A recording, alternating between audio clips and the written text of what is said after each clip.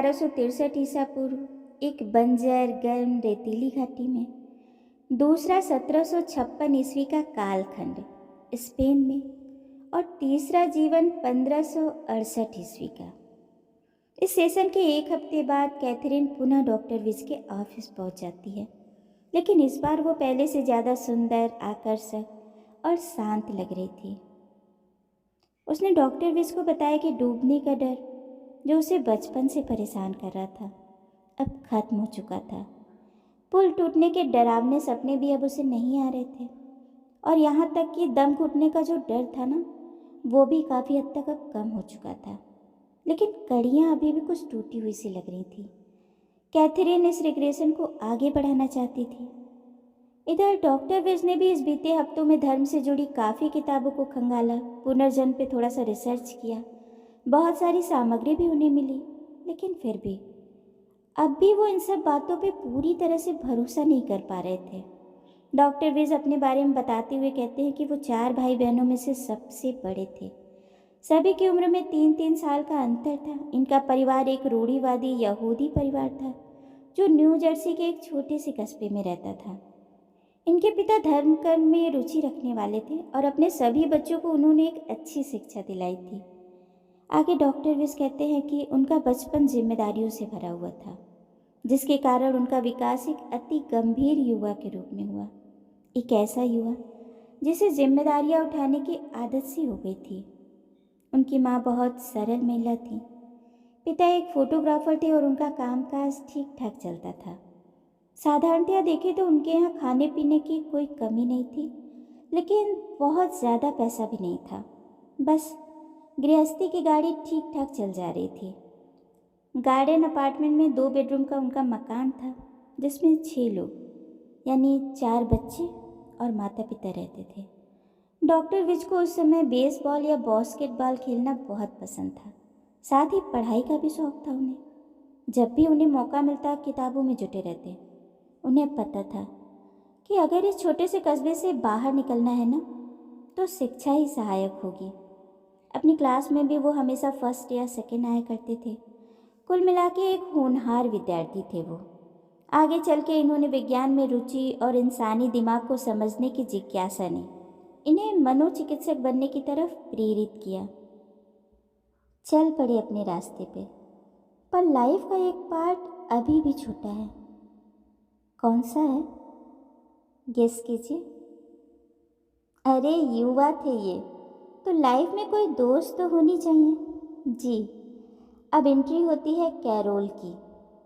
गर्मी की छुट्टियों का समय, स्थान कैस्ट्रिकल माउंटेन होटल।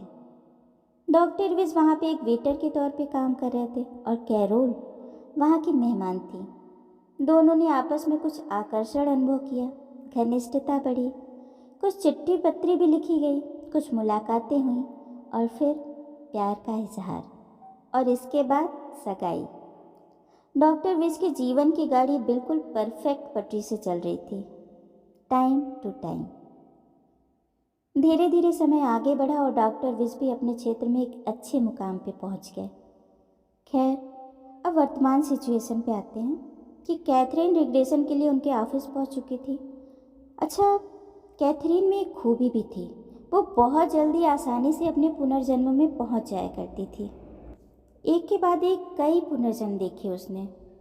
इस बार वो खुद को 1863 ईसा पूर्व के अरोड़ा के रूप में देखती है। जी, पहला जीवन काल, जिसका जिक्र पिछली कड़ियों में भी हुआ था। अचानक ही वो अपने मन से अरोड़ा के जीवन काल में चली जाती है।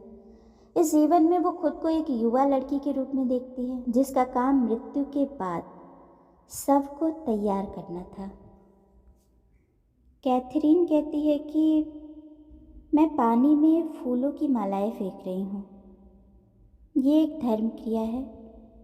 मेरे बाल भूरे और गुथे हुए हैं।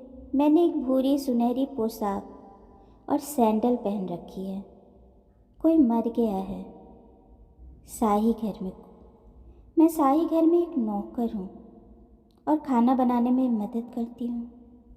आगे कहती है कि हम शरीर को 30 दिन के लिए खारे पानी में रखते हैं, उसे सुखाते हैं और अंगों को बाहर निकाल लेते हैं। मैं उसे सूंघ सकती हूँ, शरीर की गंध सूंघ सकती हूँ। एक अन्य इमारत में मैंने शव देखे। हम शवों को लपेट रहे हैं, आत्माएं निकल चुकी हैं। आप अपनी संपत्ति को अगले और महान जीवन के लिए साथ ले जा सकते हैं। अब अरोड़ा के रूप में कैथरीन जो बता रही थी वो बहुत हद तक इजिप्टियन अवधारणा से मिलता है। मम्मी भी तो कुछ इसी तरह से तैयार किए जाते थे ना। खैर, इसके बाद कैथरीन एक दूसरे जीवन काल को देखना शुरू करती है। ये तकरीबन 1536 ईसा पूर्व का समय है। वो कहती है कि मेरे बाल भूरे हैं और इन पे कपड़ा लिपटा हुआ है।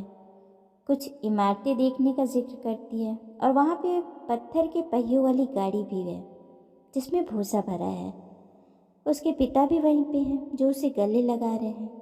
बहुत खुश है वो कहती है कि हम पेड़ों से भरी एक घाटी में रहते हैं जहाँ पे जैतून और अंजीर के पेड़ हैं। लोग कागज़ पे कुछ लिख रहे हैं जिस पे अजीब से चिन्ह बने हैं, अक्षरों जैसे।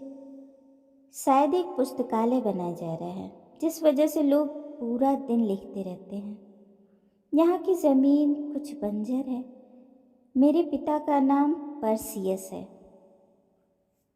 ये एडवर्ड है। अब एडवर्ड अगर आपको याद हो तो ये वही चिकित्सक है जिन्होंने कैथरीन को डॉक्टर विज से मिलने के लिए जोर दिया था। जी, यानी आज के एडवर्ड कैथरीन के उस जीवन में उसके पिता के रोल में थे। इनका नाम उस जीवन में परसियस था। कैथरीन आगे कहती है कि मेरे पिता आपको जानते हैं, मतलब डॉक्टर विज को। आप और वो फसलों, कानून और सरकार के बारे में बातें करते हैं। वो कहते हैं कि आप बहुत होनहार हो और मुझे आपकी बात सुननी चाहिए। अब डॉक्टर विज उसे उसी जीवन काल के समय में आगे बढ़ने का निर्देश देते हैं। कैथरीन देखती है कि उसके पिता एक अंधेरे कमरे में लेटे हैं, बूढ़े और बीमार हैं। वो कहती है कि यहाँ बहुत ठंड है और मुझे खालीपन सा महसूस हो रहा है। खैर, वो समय में और आगे बढ़ती है। अब वो अपनी मौत के समय को देख रही है। वो कहती है कि मैं बहुत वृद्ध और कमज़ोर हो गई हूँ। मेरी बेटी मेरे पलंग के नज़दीक है। मेरे पति की मौत पहले ही हो चुकी है। मेरी बेटी का पति और उसके बच्चे भी वहीं पे हैं। मेरे आसपास और बहुत से लोग जमा हो गए हैं। इस जीवन में उसकी मौत बहुत शांति से हुई। मृत्यु के बाद वो खुद को हवा में तैरता हुआ पाती है। खैर, ये सत्र तो यहीं पे समाप्त होता है, लेकिन डॉक्टर विज हैरान थे। उन्हें बार बार रेमंड मूडी की निकट मृत्यु अनुभव से जुड़े अध्ययन की याद आती है जिसमें प्रयोगाधीन व्यक्ति खुद को शरीर से बाहर खींच लिए जाने के बाद खुद को तैरता हुआ बताता है। डॉक्टर विज ने फिर से कई मेडिकल पुस्तकालयों को छान मारा, बहुत से मशहूर मनोवैज्ञानिकों की पुस्तकों और उनके शोधों को भी खंगाला। डॉक्टर स्टीवेंसन ने तो 2000 से भी ज़्यादा उन बच्चों पर रिसर्च की थी जिन्हें अपने पूर्व जन्मों की घटनाएं याद थीं, और घटनाएं ही नहीं बल्कि उन विदेशी भाषाओं को भी वो बोल पाते थे जिनसे उनका कभी सामना नहीं हुआ। यानी ना तो उन बच्चों ने कभी भी वो भाषाएं सुनी और ना ही सीखी थी, फिर भी वो भाषा को बहुत अच्छे से बोल रहे थे। आखिर कहाँ से आया ये ज्ञान? ऐसे तमाम शोध, तमाम रिसर्च लाइब्रेरी में भरे पड़े थे जो पुनर्जन्म के समर्थन में थे। और कैथरीन में भी अब भावनात्मक रूप से सुधार आ रहा था। डॉक्टर विज को भी उसकी मदद का एक रास्ता मिल गया था और अब वो रुकने वाले नहीं थे।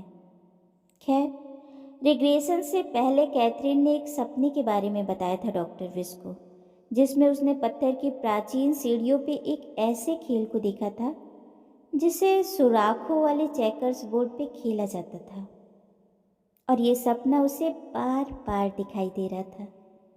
अब डॉक्टर विज ने अगले रिग्रेशन में उसे अपने पुनर्जन्मों में जाकर इस सपने की जड़ों को ढूंढने का निर्देश दिया।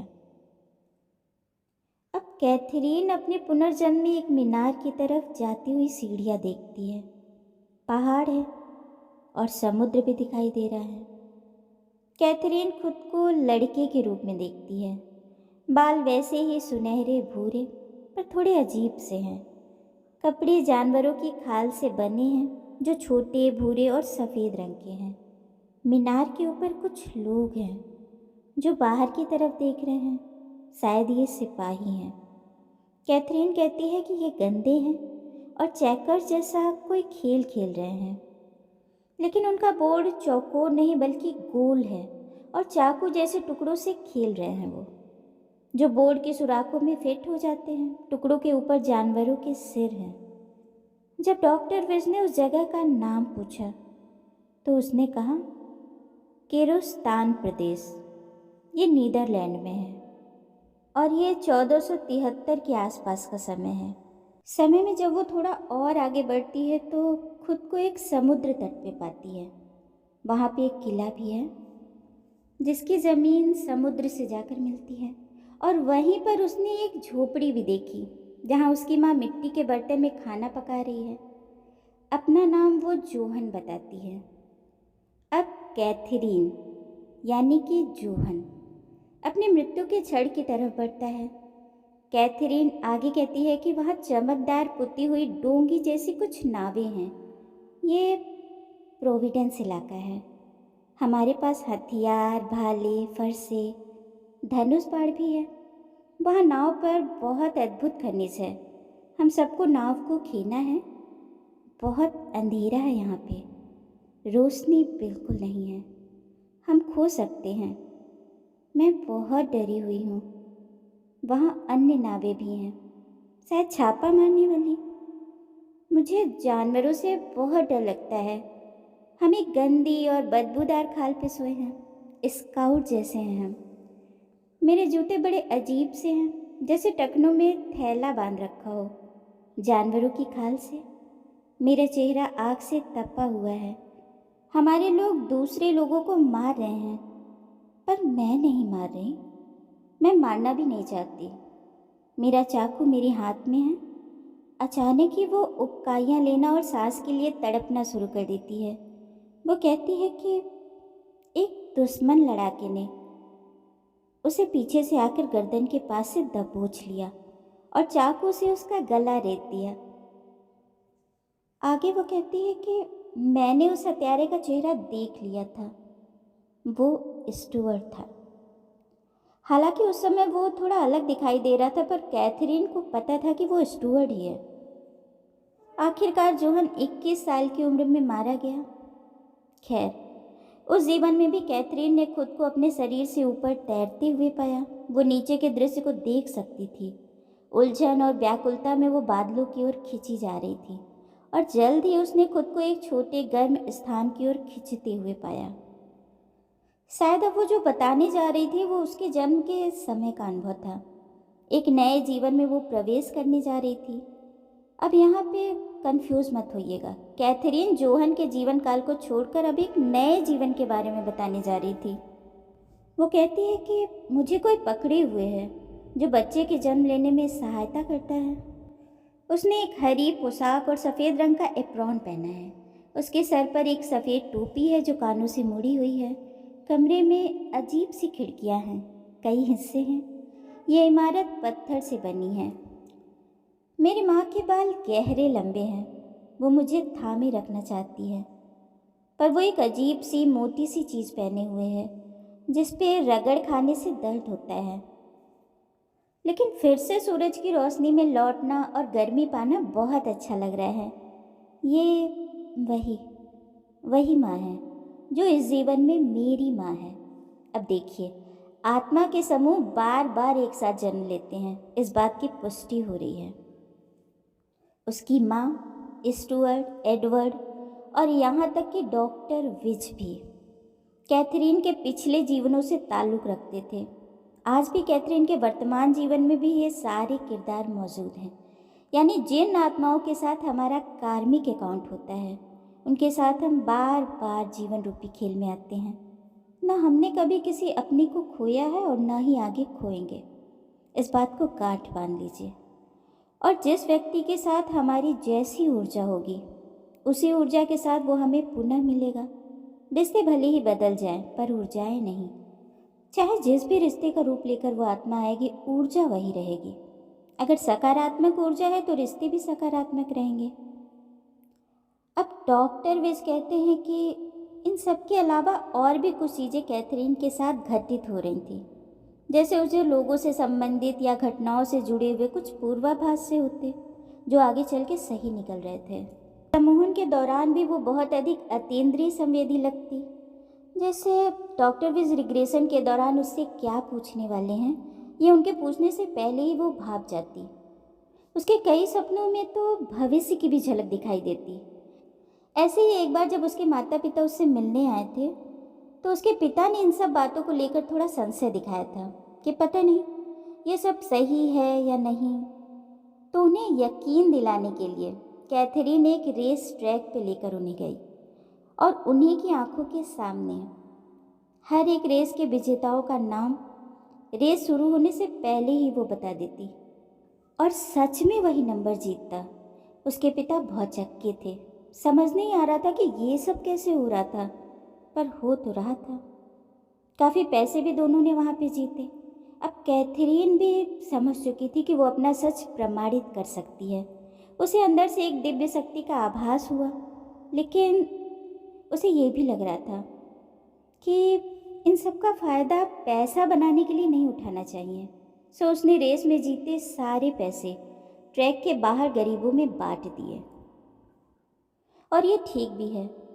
अगर आपके पास कोई ऐसा गुण है जो आपने अर्जित नहीं किया है, कोई मेहनत नहीं की है उसके लिए, बल्कि ईश्वर ने आपको उपहार स्वरूप दिया है, तो उसका उपयोग अपने फ़ायदे के लिए तो नहीं करना चाहिए, बल्कि ईश्वर ने आपको वो दिया है तो आप उससे दूसरों की मदद करें निस्वार्थ भाव से।